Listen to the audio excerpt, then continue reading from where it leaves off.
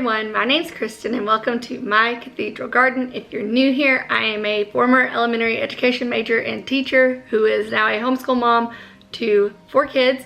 We had a 4th grader, a 2nd grader, a kindergartner, and a 3-year-old this past year. And today I'm going to do a look back on our 2020-2021 homeschool year. The good, the bad, the ugly, and everything in between. All right, come join me. All right, let's jump right in. I'm gonna try really hard to make this short and sweet and condensed while still giving you the information. So, how do I feel like this past year went? I feel like we worked really hard, but I also feel like we didn't really hit the stride that I was hoping to and wanting us to hit as far as finding the homeschool happy medium.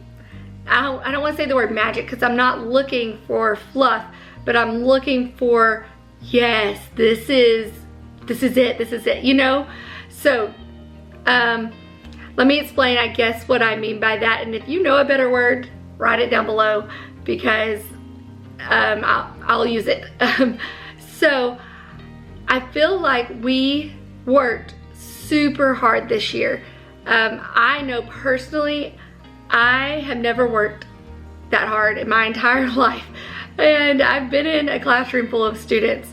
But what made this year so different and so much more work, I guess is the only way to put it, is the fact that I had such different grades and challenges within those specific grades. So I had a kindergartner and a 2nd grader. Obviously my kindergartner learned to read this year for the most part. We're still learning that.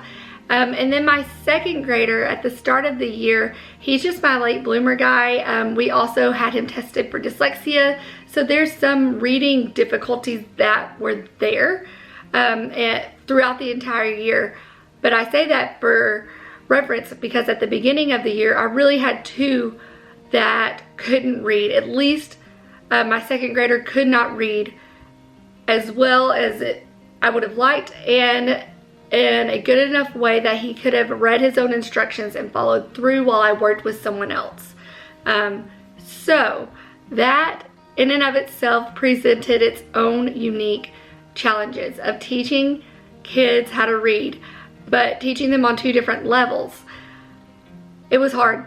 It was really hard, and reading lessons, no matter what curriculum you use and which way you slice it, I feel like they just take time. It's very individualized time. At least 30 minutes. I would love for it to be 20, and some days it was, but honestly, just trying to get everything correct and the practice in and the lesson given and all of that stuff just takes a while, and that's okay. But when you do that, say it takes 30 minutes for me to teach my kindergartner and then to get her started on whatever work she had, and then it would take me 30 minutes or a little longer maybe for my 2nd grader because we did Saxon phonics and spelling, so he had that extra component in there that she did not have, and then getting him started on something else.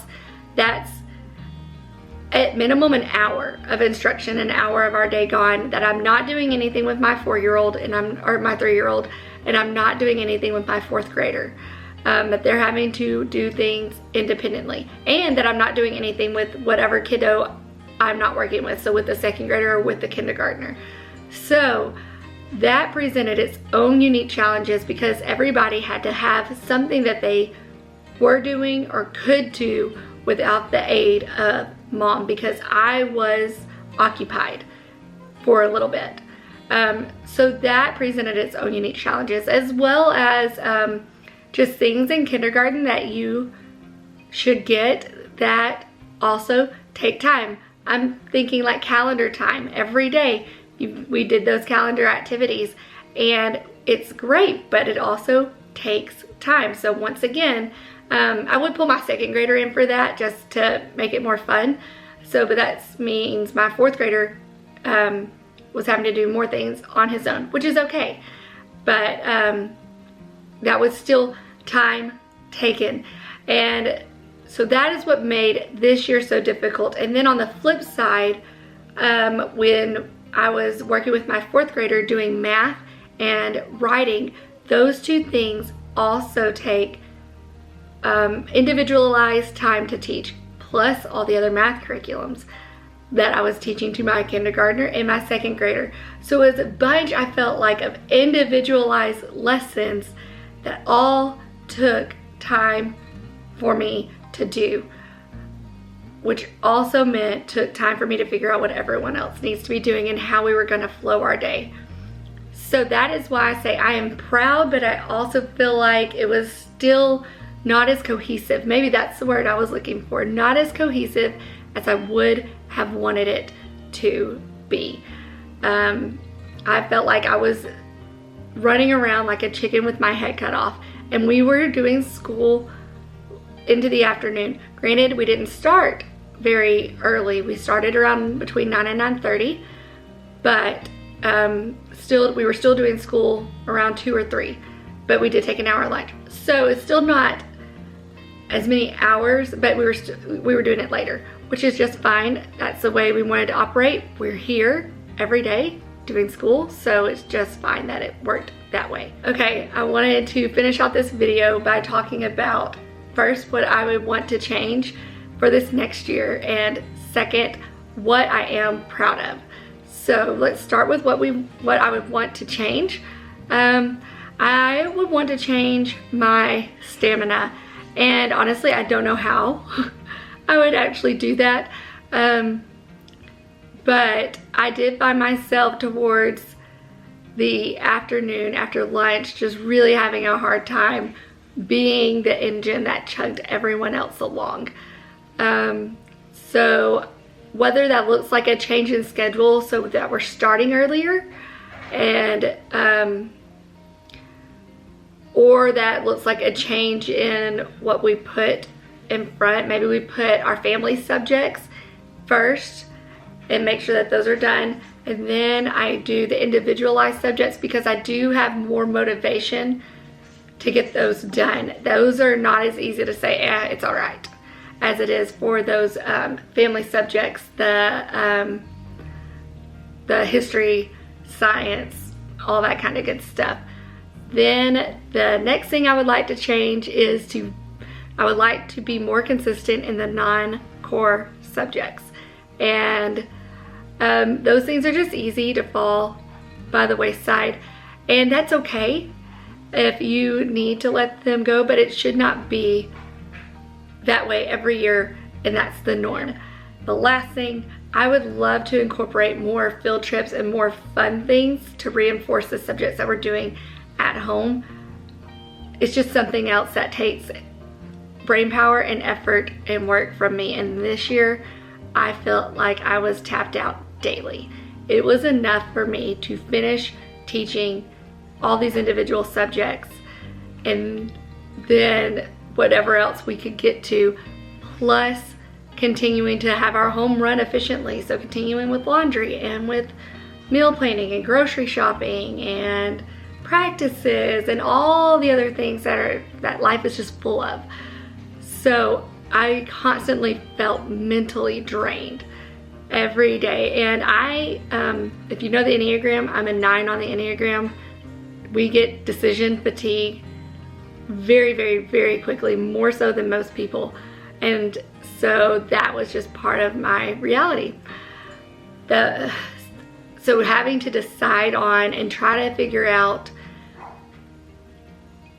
field trips to go on or other fun activities that would reinforce what we were learning, whether that was in history or in science or wherever, that was a chore. It was such a chore, and I did not do a great job. It just requires sitting down and planning it out, and I just felt like I didn't even have the time or the mental capacity, which is something I just have to fight with myself daily and realize that I'm capable of more than I think and more than my mind tells me I am. So those are the things that I would like to change going into this next year. But here is what I'm proud of. And the biggest thing that I am proud of is the reading that my younger 2 students accomplished this year. My kindergartner is just really quick and picked up reading a lot faster than I anticipated her doing that. She has been dying to learn to read for a couple of years now, but had to wait until kindergarten. And I taught her little things off and on, but as far as getting consistent instruction, obviously we wanted her to do that in kindergarten when she was with me.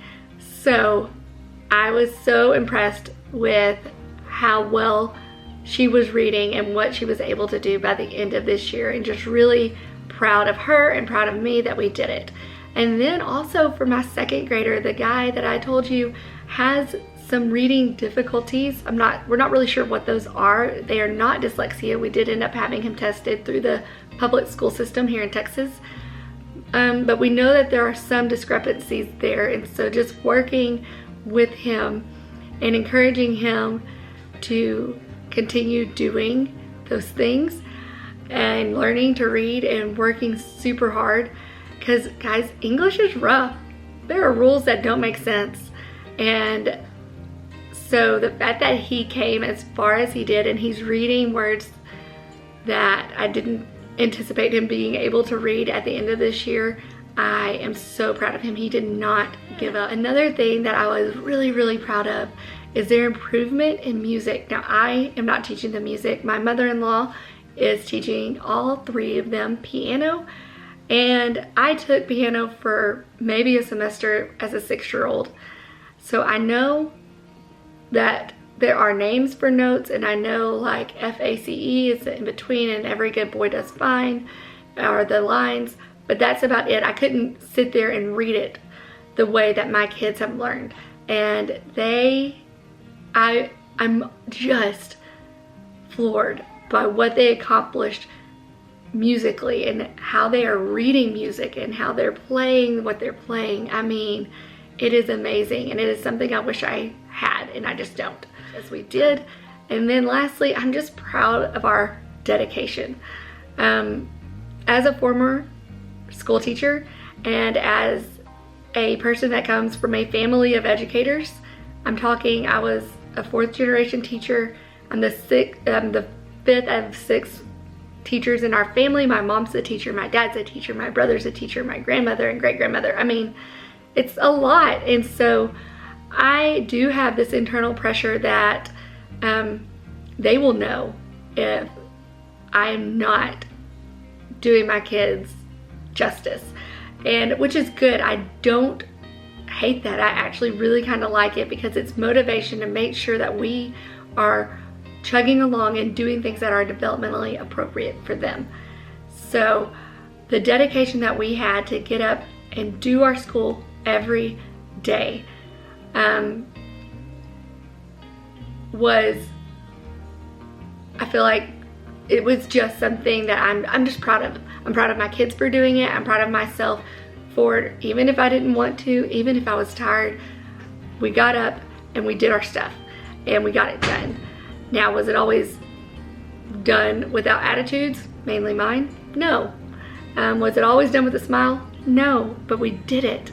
And I'm also proud of our morning menus.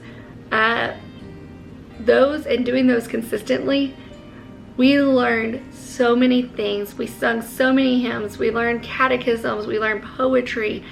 And having that be what we started out doing, I loved it.